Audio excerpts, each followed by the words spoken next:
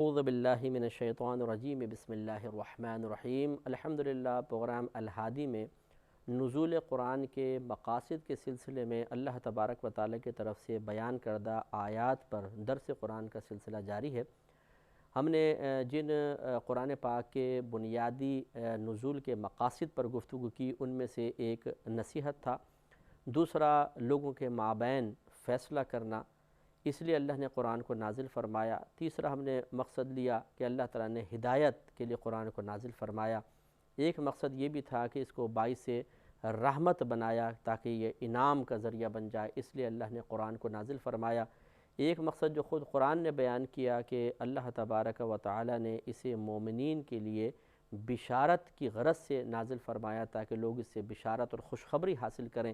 اور ان کے نفس اس خوشخبری جو کہ ایک انعام کی صورت میں ذکر کی گئی تھی کہ مثلا جنت حاصل ہوگی، عزت حاصل ہوگی، ہمیشہ قائم رہنے والے بے شمار انعامات حاصل ہوں گے، تو اس کی روشنی میں انسان کے لیے نیک اعمال کرنا آسان ہو جائے اور گناہ کرنا بے حد مشکل بن جائے۔ تو یہ عظیم مقاصد اللہ نے قرآن میں نازل فرمائے، بیان فرمائے، اور ان عظیم مقاصد کے لیے اللہ تعالیٰ نے قرآن کو نازل کیا، اس کو سب قرآن میں واضح طور پر بیان کیا گیا۔ ضرورت اس بات کی ہے کہ ہم اس پر غور و تفکر کریں کہ کیا ہم قرآن سے کم حق ہدایت حاصل کر رہے ہیں یا نہیں کر رہے۔ جیسے کہ ہم نے پچھلے پروگرام میں واضح طور پہ بتایا کہ جب ہم قرآن کی طرف ہدایت کی نسبت کرتے ہیں تو اس سے مراد راستہ دکھانا ہے، تو گویا کہ قرآن راستہ دکھا رہا ہے، واضح طور پہ زندگی کے ہر شعبے کے لیے راستہ دکھا رہا ہے، عقیدے کے اعتبار سے ہمیں راہ دکھا رہا ہے، دنیا کے معاملات کی، اخروی معاملات کی، ہدایت کی، گمراہی کی راہ دکھا رہا ہے، یعنی بتا رہا ہے، راہ دکھانے سے گمراہی پہ لگانا نہیں ہے، نشاندہی کر رہا ہے کہ دیکھو یہ گمراہی کا راستہ ہے، اس کو اختیار مت کرو،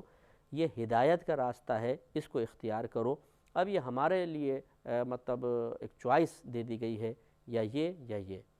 ہدایت لے لو یا گمراہی لے لو، اچھائی لے لو یا برائی لے لو، شیطان کے دوست بن جاؤ یا دشمن بن جاؤ، نفس کی اطاعت کرنے والا بن جاؤ یا نفس کی نافرمانی کرنے والا بن جاؤ، اللہ تبارک و تعالیٰ کے فرما بردار بن جاؤ یا خدا نخواستہ نافرمان بندے بن جاؤ۔ تو یہ قرآن پاک ایک راستہ دکھانے کے لیے نازل کیا گیا۔ ذرا بھی سمجھدار انسان جو تھوڑی سی ڈیپ تھنکنگ رکھتا ہے، گہرائی کے ساتھ سوچنے کی صلاحیت رکھتا ہے، اسے چاہیے کہ وہ غور و تفکر کرنے کے بعد اس بات کا بآسانی فیصلہ کر لے کہ قرآن پاک ہمیں جو راستہ دکھا رہا ہے، جو اچھائی کا راستہ ہے، اسی کو اختیار کرنا چاہیے، اور اس راستے کو اختیار کرنے کے بعد انسان فلاح و کامرانی حاصل کر سکتا ہے۔ ایک مزید جو اللہ تبارک و تعالیٰ نے قرآن عظیم کے نزول کا مقصد بیان فرمایا وہ ہے ڈر سنانا، جس کو ہم نے پچھلے پروگرام میں ترہیب سے تعبیر کیا تھا۔ ترہیب کا مطلب ہوتا ہے خوف پیدا کرنا، ڈر سنانا۔ نفس کی اللہ تبارک و تعالیٰ نے ایک فطرت بنائی ہے، ایک مطلب اس کی عادت ہے کہ یہ انعام کا ذکر سننے کے بعد کسی چیز عمل کی طرف تیزی کے ساتھ مائل ہوتا ہے، یعنی اس میں لالچ پیدا ہوتا ہے، حرص پیدا ہوتی ہے، ایک خوشی پیدا ہوتی ہے، اور اس کے لیے عمل کا اختیار کرنا آسان ہو جاتا ہے۔ اور بعض اوقات ایسا ہوتا ہے کہ یہ خوف کی وجہ سے عمل کی طرف مائل ہوتا ہے۔ اسی لیے علماء اسلام نے بیان فرمایا کہ ہمارے نفس کی مثال ایک بچے کی سی ہے، کہ بچے کو اگر آپ کو کسی کام کی طرف مائل کرنا ہے تو دو ہی طریقے ہیں، یا تو انعام کا لالچ دیجئے اور یا اس کے دل میں ڈر پیدا کیجئے۔ بچہ اگر اسکول نہیں جا رہا ہے صبح، آج کل سردیاں ہیں، بچے اٹھتے ہوئے بڑے شور مچاتے ہیں، روتے ہیں، ہم نے اسکول نہیں جانا ہے، تو دو ہی طریقے ہیں کہ یا تو ان کو کسی انعام کا لالچ دیجئے، جو اکثر میں اپنا طریقہ بچوں کے لیے اختیار کرتا ہوں کہ صبح اٹھتے ہوئے ذرا وہ کرتے ہیں تو ان کو لالچ دیتے ہیں، فلاں چیز دلائیں گے، فلاں چیز آج آپ کو ملے گی، تو پھر بچے شوق میں ذرا جلدی اٹھ جاتے ہیں۔ اور یا پھر اگر وہ شوق وقتی طور پہ نیند کے غلبے کی بنا پر مغلوب ہو چکا ہے تو خوف پھر ہوتا ہے، وہ طریقہ پھر میں اختیار کم ہی کرتا ہوں۔ پھر وہ منصب ہے ہماری زوجہ کے پاس کہ بچوں کے کان کھینچنا یا تھوڑا سا ڈانٹ ڈپٹ کرنا، تو بچہ خوف میں جلدی اٹھتا ہے۔ اسی طرح صبح صبح بچوں کی طبیعت تھوڑی سی موڈ آف ہوتا ہے تو وہ کھانا نہیں کھاتے ہیں یا دودھ نہیں پیتے ہیں یا ناشتہ کرنے کی طرف راغب نہیں ہوتے ہیں، تو پھر تھوڑی سی ترغیب دی جاتی ہے کہ کھانا کھا لو گے تو سپرمین بن جاؤ گے، طاقتور ہو جاؤ گے، اور یہ ہو جائے گا وہ ہو جائے گا، تو بچے شوق میں فوراً کھانے کی طرف مائل ہوتے ہیں۔ اور یا پھر ان کو وہی ڈر سنایا جاتا ہے، ڈرایا جاتا ہے، مار کا خوف، یا ویکنس کا خوف، دماغ کے کم ہونے کا خوف، کلاس میں پیچھے رہ جانے کا خوف دلایا جاتا ہے کہ کھاؤ گے نہیں تو کمزور رہ جاؤ گے، دوسرے تم سے آگے نکل جائیں گے، دماغ کمزور رہ جائے گا، دوسرے آگے نکل جائیں گے، تو بچے فوراً مائل ہوتے ہیں۔ میرا رہنما کوئی اور ہے۔ تو یہی ہمارے نفس کی اللہ تبارک و تعالیٰ نے ایک طبیعت اور کیفیت بنائی ہے، اور خالق ہی اپنی مخلوق کی کیفیات اور جو اس میں اللہ تعالیٰ نے عادات رکھی ہیں ان پر ہم سے بہتر واقف ہے اور ان کو جانتا ہے۔ چنانچہ اللہ تبارک و تعالیٰ نے نفس کو پیدا فرمایا، اسے ہمارے اندر مقرر کر دیا۔ نفس کی ایک ہی فطرت ہے، ایک ہی مطلب اس کا کام ایک ہی آپ یہ کہہ لیں کہ یہ ہمیں گمراہ کرے گا، سستی کی طرف مائل کرے گا، ہمیں آخرت کی طرف سے غافل کرنے کی کوشش کرے گا، اور اس کی جو چونکہ طبیعت اور عادت بچوں کی سی ہے تو اب ہمیں دونوں کام کرنے ہوں گے، کبھی ترغیب کبھی ترہیب۔ اور اللہ تبارک و تعالیٰ نے یہی قرآن پاک میں دو طریقے بارہا استعمال فرمائے، ان دو چیزوں کو بارہا مطلب اہمیت دی ہے کہ کبھی ترغیب اور کبھی ترہیب۔ تو پیچھے جو بشرا والی بات گزری تھی کہ اللہ تعالیٰ نے قرآن پاک کو خوشخبری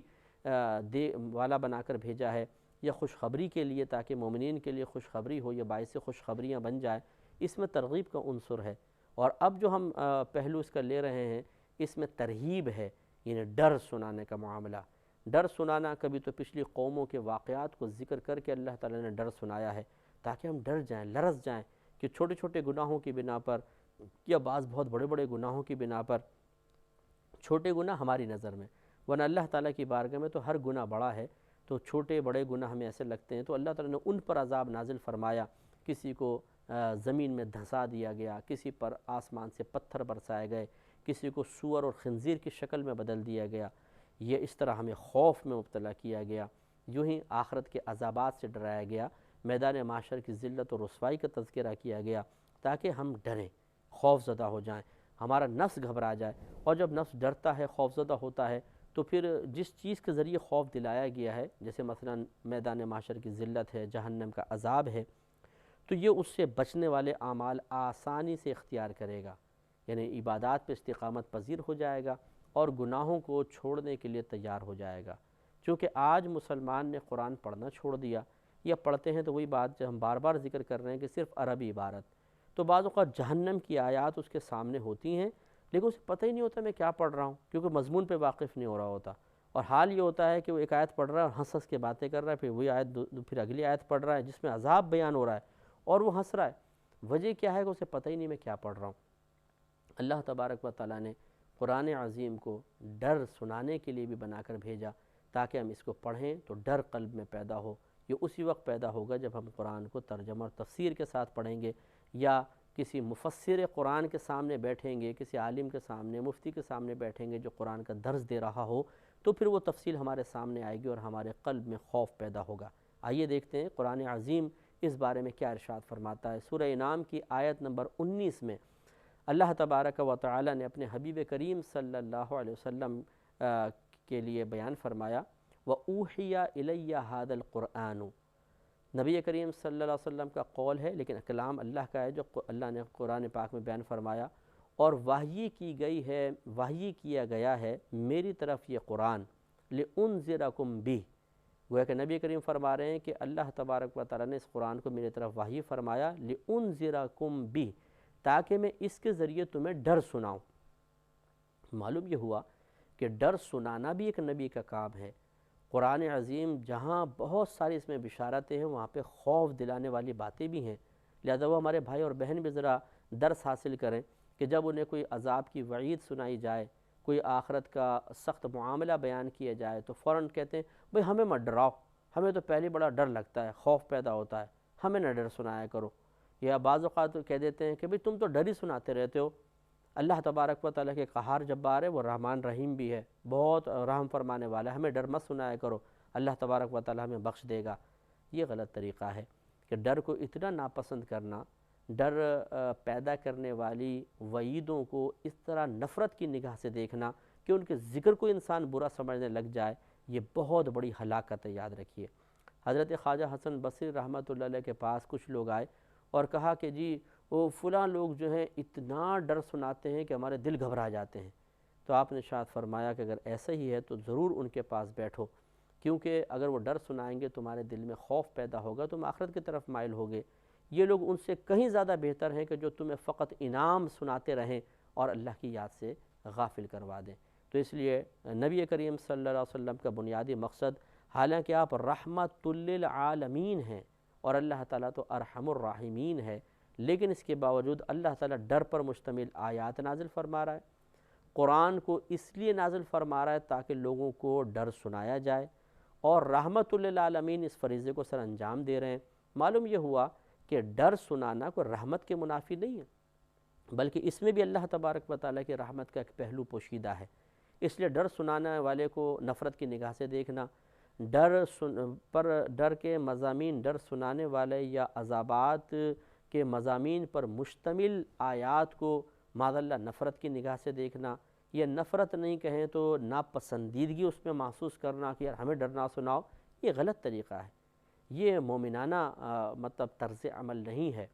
اور پھر اس پر یہ کہنا کہ تم تو ڈر سناتے رہتے ہو، اللہ تعالیٰ تو رحمان رحیم ہے،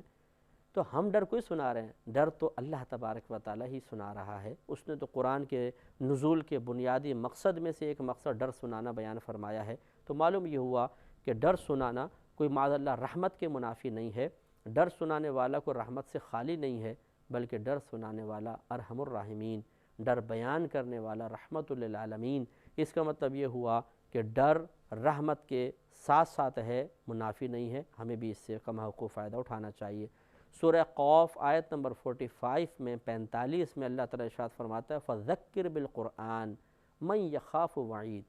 اے حبیب کریم صلی اللہ علیہ وسلم، آپ قرآن کے ذریعے اس شخص کو نصیحت کیجئے جو عذاب کا خوف رکھتا ہے، جو عذاب کا خوف رکھتا ہے، یعنی آپ اس میں عذاب بیان کیجئے، جو ہم نے عذاب کی آیات نازل کی ان کو لوگوں کے سامنے بیان کیجئے، ان کو اس کے ذریعے نصیحت سنائیے اس شخص کو جو عذاب کا خوف رکھتا ہے۔ میرا رہنما کوئی اور ہے۔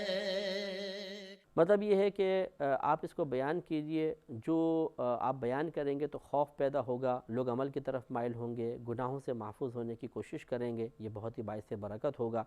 یہ نہیں ہے کہ جو عذاب کو خوف نہیں رکھتا اسے سنائی نہیں، کیونکہ لازم بات ہے جب سنائیں گے تو خوف پیدا ہوگا، کفار کے دل میں بھی خوف پیدا ہوا۔ تو کہنے کا اصل مقصد یہ ہے کہ جس کے سامنے آپ نے ان آیات کو بار بار بیان کیا لیکن اس کے دل میں کوئی خوف پیدا نہیں ہوا، وہ نظر انداز کرتا رہا اور ہنس رہا ہے، مذاق اڑا رہا ہے، اب اس کے سامنے مزید آپ بیان نہ کریں۔ جس کے سامنے آپ نے بیان کیا اور آپ نے محسوس کیا کہ اس نے کچھ خوف کو محسوس کیا ہے، کچھ خوف اچھا اثر لیا ہے، یا وہ ہدایت کی طرف مائل ہی ہو گیا ہے، ان کو آپ سنائیے کہ ان کے لیے زیادہ ڈر نافع ہوگا۔ تو اگر اس تفسیر کی روشنی میں دیکھا جائے تو ہم ان تمام بھائیوں اور بہنوں کی خدمت میں گزارش کرتے ہیں، ان کو ایک مشورہ دیتے ہیں کہ اگر آپ نے کسی کو ڈرانے کی کوشش کی، انہیں آخرت کی طرف مائل کرنے کے لیے کچھ وعیدات بیان کی اور وہ جواب میں ہنسی مذاق کرتے ہیں، مذاق اڑاتے ہیں اور بے خوفی کا مظاہرہ کرتے ہیں، یا صاف کہہ دیتے ہیں بھئی ہمیں مت ڈراؤ، تم نے اپنی قبر میں جانا ہے، ہم نے اپنی قبر میں جانا ہے، تو ان سے فوراً تو مایوس نہیں ہونا چاہیے۔ ایک دفعہ بیان کریں، 2 دفعہ، 3 دفعہ، لیکن جب آپ دیکھتے ہیں سامنے والا بدتمیزی پر اتر آتا ہے اور ایسی بدبختی کا مظاہرہ کر رہا ہے کہ معاذ اللہ ان چیزوں کو ہی برا کہنے لگ جائے جس سے اس کے ایمان کا خطرہ پیدا ہو جائے، پھر اس کو اس کے حال پر چھوڑ دیجئے اور اس کو ڈر سنائیے کہ جو وعید کا خوف رکھتا ہو، جو اس کا اثر قبول کرنا آپ کو مطلب پاسبل لگتا ہو کہ یہ اس کا اثر قبول کرے گا، اس کو ڈر سنائیے، اس کے لیے بہت نافع ہے، دوسرے کو چھوڑ دیں۔ سورہ اعراف کی آیت نمبر 2 میں اللہ تبارک و تعالیٰ نے اپنے حبیب کریم صلی اللہ علیہ وسلم سے ارشاد فرمایا کتابٌ، یہ قرآن کتاب ہے، انزل الیک، اے حبیب کریم صلی اللہ علیہ وسلم ہم نے اس کو آپ کی طرف نازل فرمایا، یہ نازل کی گئی آپ کی طرف، فلا یکن فی صدرک حرج منہ، تو آپ کے دل میں اس کتاب سے متعلق کوئی تنگی نہیں ہونی چاہیے۔ تنگی اس اعتبار سے کہ آپ یوں سوچیں کہ پتہ نہیں لوگ رد کر دیں گے، اس خوف کی وجہ سے ان کو آپ نہ بیان کریں، قرآن کا ڈر نہ سنائیں، نہیں، لِتُنذِرَ بِهِ، یہ کتاب آپ کی طرف نازل کی گئی تاکہ آپ اس کے ذریعے لوگوں کو ڈرائیں، ڈر سنائیں، وَذِكْرَى لِلْمُؤْمِنِينَ، اور یہ نصیحت ہے مومنین کے لیے۔ تو آپ غور فرمائیں کہ اللہ تبارک و تعالیٰ نے نبی کریم صلی اللہ علیہ وسلم سے بیان فرما دیا کہ آپ قرآن کی تبلیغ کرتے ہوئے بالکل خوف محسوس نہ کریں، یہ نہ سوچیے کہ اگر میں یہ بیان کر دوں گا تو شاید یہ لوگ متنفر ہو کے پیچھے ہٹ جائیں گے. ہٹ جائیں تو ہٹ جانے دیجئے. آپ قرآن کو بیان کیجئے. آپ کے لیے ذمہ کرم پر ہے, آپ کے ذمہ ہے قرآن کو بیان کرنا. اب اگر کوئی اس سے نفرت کرتے ہوئے پیچھے ہٹتا ہے, یا آپ یہ سمجھتے ہیں کہ ان کی طبیعتیں سخت ہیں, اگر فوراً ان کے سامنے میں یہ بات بیان کروں گا تو شاید یہ قریب نہیں آئیں گے, تو نہ آنے دیں. آپ انجام کی پرواہ نہ کریں, آپ کا کام ہے بیان کرنا. تو وہ ایک ایسا دور تھا کہ اس میں معاملات میں نرمی بعض چیزوں کے اندر بالکل اس کی اجازت نہیں ہو سکتی تھی. مثلاً بت پرستی کے معاملے میں, اسلامی عقائد کے خلاف جو ان کے عقیدے تھے اس میں رعایت کے معاملے میں کیسے نرمی دی جا سکتی تھی. اس میں اسٹرکٹلی بھی نبی کریم کو بیان کیا گیا کہ جو اللہ نے آیت نازل فرمائی, یہ مت سوچئے کہ اس آیت کے جواب میں ایک دم یہ بھڑک جائیں گے اور قرآن کے مخالف ہو جائیں گے, نبی کریم صلی اللہ علیہ وسلم کے مخالف ہو کے اسلام کی راہ میں رکاوٹیں ڈالیں گے. یہ خوف آپ محسوس نہ کریں, آپ بیان کیجئے, ان کو ڈر سنائیے. جس کے دل میں ڈر گھر کر گیا وہ ہدایت پا جائے گا. جس نے اس کا مذاق اڑایا اور ڈر اس کے قلب میں داخل نہ ہو سکا وہ ہلاک ہو جائے گا. اور ایسے ہی ہوا